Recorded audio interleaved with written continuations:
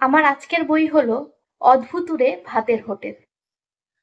অদ্ভুতুরে ভাতের হোটেল একটু অন্যরকম পরিবেশন, পুরোপুরি অন্য একটি জগৎ দিয়ে তৈরি। লেখক তার চরিত্রকে এমনভাবে ফুটিয়ে তুলেছে যেন গভীর থেকে আরো গভীরে তলিয়ে যাচ্ছে। চোখের সামনে যেন পুরো ঘটনা খুব সহজেই দেখতে পাচ্ছি। এক কথায় সুন্দর উপস্থাপনা।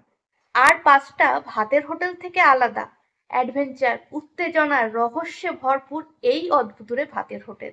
কিন্তু তার চেয়ে বেশি অদ্ভুত হোটেলের মালিক আওলাদ মিয়া, যে কিনা গল্পের খোঁজে হানা দেয় ড্রয়িং রুমে, কিংবা নিজেই হয়ে যায় গল্পের মুখ্য চরিত্র, অথবা বছরের একটা দিন সম্পূর্ণ অচেনা লোকেদের নিয়ে গল্পের আড্ডা বসান জীবনের অদ্ভুত, অবখ্যাত ও অস্বাভাবিক গল্পটি শোনানোর জন্য।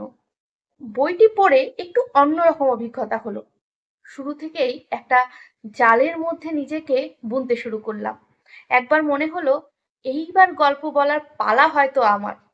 অধীর আগ্রহে এগিয়ে যেতে লাগলাম, পাতার পর পাতা।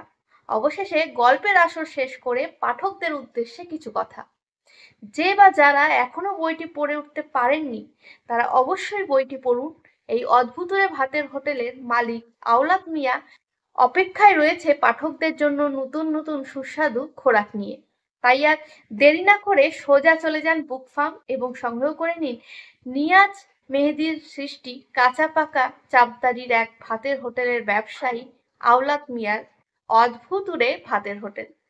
ভিডিওটি অবশ্যই শেয়ার অ্যান্ড সাবস্ক্রাইব।